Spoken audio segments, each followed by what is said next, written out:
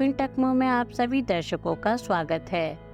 आज हम जानेंगे इमैनुअल कांट का दर्शन, तत्व मीमांसा, घटना वास्तविकता, श्रेणीबद्ध आज्ञा, शुद्ध तर्क के बारे में। इमैनुअल कांट का दर्शन पश्चिमी दर्शन शास्त्र में एक महत्वपूर्ण मील का पत्थर है, जिसने ज्ञान, नैतिकता और वास्तविकता को समझने के हमारे तरीकों को पूरी तरह से बदल दिया। उनके विचारों ने न केवल दार्शनिकों के दृष्टिकोण को प्रभावित किया, बल्कि पूरे आधुनिक पश्चिमी विचारधारा की दिशा को प्रभावित किया। कांट का सबसे प्रसिद्ध काम क्रिटिक ऑफ प्योर रीजन या शुद्ध तर्क की आलोचना है, जिसमें उन्होंने जानने की प्रक्रिया, वास्तविकता की संरचना और हमारे तर्क के सीमाओं पर गहन विचार किया। इस लेख में हम कांट के दर्शन के मुख्य पहलुओं को विस्तार से समझेंगे। तत्व मीमांसा, घटना वास्तविकता, श्रेणीबद्ध आज्ञा और शुद्ध तर्क की आलोचना। तत्व मीमांसा। तत्व मीमांसा का अर्थ है वास्तविकता के मूलभूत सिद्धांतों और संरचनाओं की अध्ययन। कांट का यह दृष्टिकोण पारंपरिक तत्व मीमांसा से अलग था। उनके अनुसार हम जो कुछ भी जानते हैं वह केवल उस दुनिया तक सीमित है जिसे हम अनुभव के माध्यम से जानते हैं। कांट ने तत्व मीमांसा को ज्ञान की सीमाएं समझने के रूप में पेश किया, जिसमें वह यह सवाल करती हैं कि क्या हम कभी भी वास्तविकता की पूरी सत्यता को जान सकते हैं। कांट ने यह स्वीकार किया कि हम बाहरी दुनिया के बारे में प्रत्यक्ष ज्ञान नहीं प्राप्त कर सकते, क्योंकि हमारा ज्ञान केवल हमारी संज्ञानात्मक क्षमताओं तक सीमित होता है। इसलिए तत्व मीमांसा के पारंपरिक सवालों जैसे ईश्वर क्या है या क्या आत्मा अमर है के बारे में कांट ने यह तर्क किया कि ये सवाल हमारे अनुभव से बाहर हैं और इनका ज्ञान हमारे लिए संभव नहीं है। उदाहरण।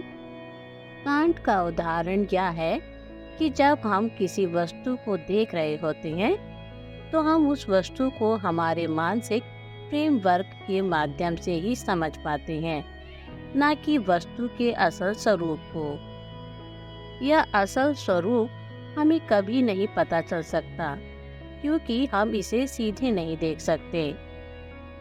घटना वास्तविकता।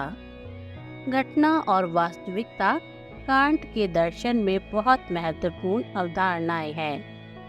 कांट के अनुसार हम जो कुछ भी अनुभव करते हैं वह केवल घटनाएं हैं जो हमारे मानसिक ढांचे द्वारा निर्मित होती हैं। दूसरी ओर वास्तविकता वह असली दुनिया है जो हमारे अनुभव से परे होती है और जिसे हम कभी नहीं जान सकते। फिनोमिना। वह दुनिया जो हमें अनुभव के माध्यम से दिखाई देती है। हम जो कुछ भी देखते हैं, महसूस करते हैं या सोचते हैं, वह घटना है। नुमैना। वह वास्तविकता जो हमारी इंद्रियों और मानसिक प्रक्रियाओं से बाहर है। यह वह दुनिया है जिसे हम कभी भी प्रत्यक्ष रूप से अनुभव नहीं कर सकते। उदाहरण। अगर आप किसी पहाड़ को देख रहे हैं तो वह पहाड़ आपकी आंखों के सामने घटना है, लेकिन वास्तविकता यह है कि पहाड़ का असली रूप, जैसे कि वह स्वतंत्र रूप से अस्तित्व में है, वह आपकी आंखों से परे है। कांट के अनुसार हम केवल घटना को जान सकते हैं, वास्तविकता को नहीं। श्रेणीबद्ध आज्ञा। कांट का श्रेणीबद्ध आज्ञा उनके नैतिक दर्शन का मुख्य सिद्धांत है। यह एक नैतिक सिद्धांत है जो कहता है कि हमें ऐसा कार्य करना चाहिए जो सार्वभौमिक रूप से लागू हो सके। इसका अर्थ यह है कि हमें अपने कार्यों को इस तरह से करना चाहिए कि वे सभी लोगों के लिए समान रूप से उचित हों। कांट ने इसे एक अनिवार्य नैतिक सिद्धांत के रूप में पेश किया, जो किसी भी परिस्थिति या उद्देश्य से परे होता है। वह कहते हैं कि हमें अपनी नैतिकता को धर्मनिरपेक्ष और सार्वभौमिक बनाना चाहिए, न कि व्यक्तिगत लाभ या इच्छाओं के आधार पर। उदाहरण, मान लीजिए कि आपको किसी को झूठ बोलने के लिए उकसाया जा रहा है। श्रेणीबद्ध आज्ञा के अनुसार आपको यह विचार करना चाहिए कि क्या झूठ बोलने की क्रिया सार्वभौमिक रूप से स्वीकार्य हो सकती है। अगर सभी लोग हमेशा झूठ बोलते तो समाज टूट जाएगा। इसलिए हमें ईमानदार रहना चाहिए, क्योंकि यह सार्वभौमिक रूप से सही है। शुद्ध तर्क की आलोचना। कांट का सबसे महत्वपूर्ण और प्रभावशाली काम क्रिटिक्स ऑफ प्योर रीजन या शुद्ध तर्क की आलोचना है। इस काम में कांट ने तर्क और ज्ञान के सीमाओं पर विचार किया। उनका मुख्य सवाल यह था कि हम जानने के लिए क्या कर सकते हैं और हमारी संज्ञानात्मक क्षमताएं क्या हैं। कांट ने ज्ञान को दो मुख्य श्रेणियों में बांटा। ई प्रायोरी ज्ञान, वह ज्ञान जो अनुभव से पहले आता है, जैसे गणितीय सत्य या तर्क के नियम। ई पोस्टेरी ज्ञान, वह ज्ञान जो अनुभव से प्राप्त होता है, जैसे किसी वस्तु के बारे में हमारा ज्ञान। कांट ने यह भी कहा कि हम कुछ चीज़ों को केवल आवश्यक रूप से जान सकते हैं, जैसे समय, स्थान और कारण, क्योंकि ये हमारे अनुभव का हिस्सा है।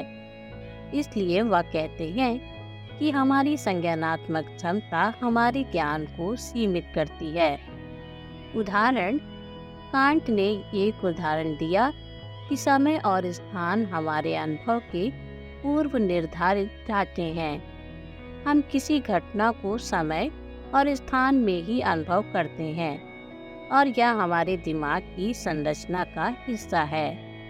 निष्कर्ष, इमैनुअल कांट का दर्शन न केवल ज्ञान, नैतिकता और वास्तविकता को समझने का एक नया तरीका है, बल्कि यह एक दर्शन शास्त्र है जो हमें हमारे मानसिक ढांचे और सीमाओं को समझने के लिए प्रेरित करता है। उनके सिद्धांतों ने पश्चिमी दर्शन में गहरा प्रभाव डाला और आज भी उनके विचारों का अध्ययन किया जाता है। कांट ने यह सिद्ध कर दिया कि हमारी जानकारी केवल अनुभव के माध्यम से सीमित होती है और इसलिए हमें नैतिकता और वास्तविकता के बारे में सोचने का एक नया तरीका देना चाहिए।